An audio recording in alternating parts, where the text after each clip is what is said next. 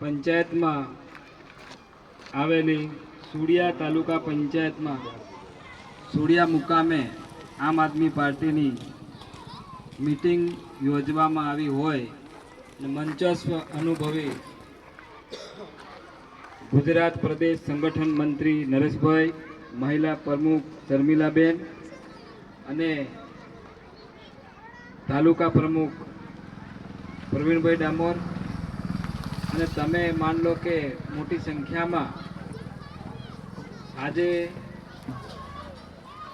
કિંમતી સમય આલીને લાંબા ટાઈમથી રાહ દેખી રહ્યા છે તે બદલ આપનો પણ ધન્યવાદ, દિલથી આભાર માનું છું.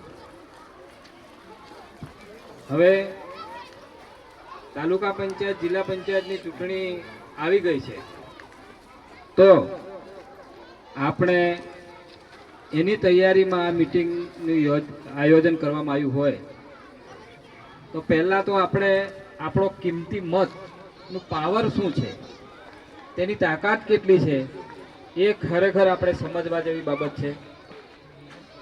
ઘણા બધા માણસો દર ચૂંટણીની અંદર 50 રૂપિયાને પોટલીમાં વેચાઈ જતા હોય છે. થાય છે ને આવું? હું ખોટું નથી બોલતો ને?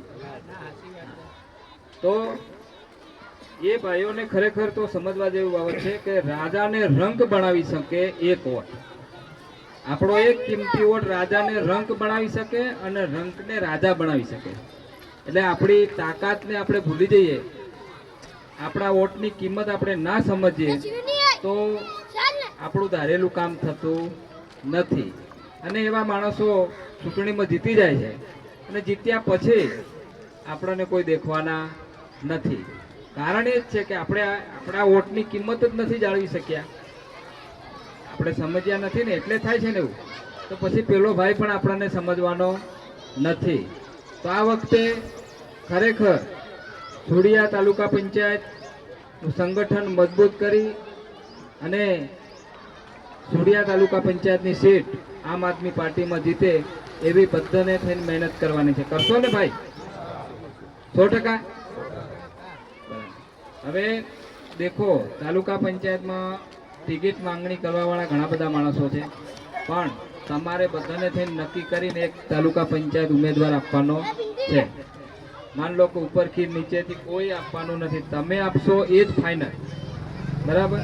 અને તમારે જ મહેનત કરવાની છે અને એને જીતાડવાનો છે.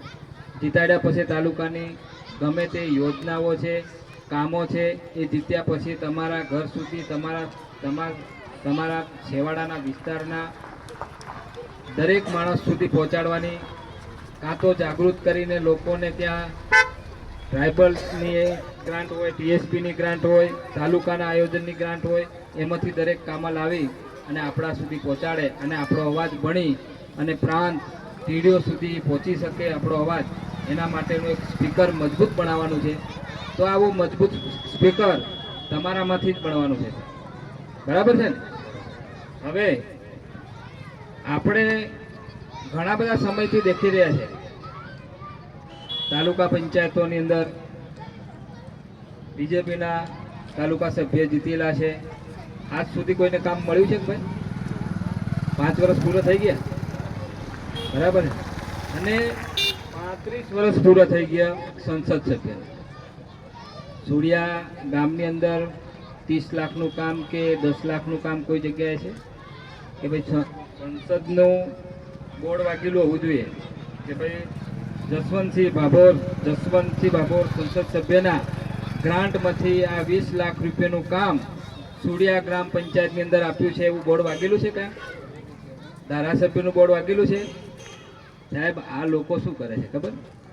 ગ્રામ પંચાયતનું નાણાં પંચનું, સરપંચનું કામ હોય, માન લો કે પ્રધાનમંત્રી આવાસ આપીએ એ જસવંત ભાભોરની ગ્રાન્ટ છે, નાણાં પંચના નાણાં બનાવો કે આરસીસી બનાવો એ કોઈ ધારાસભ્યની ગ્રાન્ટ છે? આપણી આપણા ગ્રામ પંચાયતના સરપંચને નાણાં પંચનું કામ બતાવે અને કે આપણું કામ આ થઈ ગયું, ભાઈ આ ફળી આરસીસી થઈ ગયું, આ આટલા ઝૂંપડા આપી દીધા, આ કામ થઈ ગયું છે, તો તમે સાહેબને વોટ આલો કે નહીં આલો. પણ એ દલાલીને પણ આપણે એમ કહેવાનું, ભાઈ અહીંયા બોર્ડ વાગ્યું નથી ત્યાં સુધી મળશે નહીં, હવે અવાજ ઉઠાયા વગર ચાલશે નહીં. અવાજ ઉઠાવશો ને? પૂછવાનું ભાઈ તમારું કામ શું છે, પહેલા કામ પછી વોટ, તો જ આપણે આગળ વધીશું. પણ આડેધડ આપણે એમને હાલ કર્યા છે, ક્યારે બાકી રાખ્યું નથી. 35 વર્ષ સુધી વોટ આપ્યા છે અને એમને રાજા બનાવી દીધા. અને સાહેબ આજે બી તમને ખ્યાલો ગામના કોઈ પણ ગરીબ માણસોને એ લોકો દેખવા માંગતા નથી. અહીંયા આવીને તમારી ખબર અંતર લે કે પંચાયતની અંદર આવીને કે ચાલો હંડો કે આ ગામની અંદર આટલા કામો આપ્યો છે તો તમે મને કેવી રીતના ભૂલશો, આવું બોલવા પડે કે ના બોલવું પડે? એમનું કામ નથી સાહેબ. આ રસ્તાઓ બનાવે છે, ડામર રસ્તાઓ, એ પણ કોઈક બીજી મોટી યોજનામાંથી લાવતા હોય. એમની ગ્રાન્ટના પૈસા કોઈ જગ્યાએ વાપરતા નથી. એટલે હવે ખાસ કરીને તમને એટલી વિનંતી, અમે એક વાત કહેવા માટે આવ્યા છે કે અવાજ ઉઠાવતા શીખો, આપણા આત્માને જાગૃત કરો, કોઈથી ડરવાની જરૂર નથી અને પછી જ વોટ આપો. આટલું કહી મારી વાણીને વિરામ આપું છું. જય હિન્દ, જય ભારત.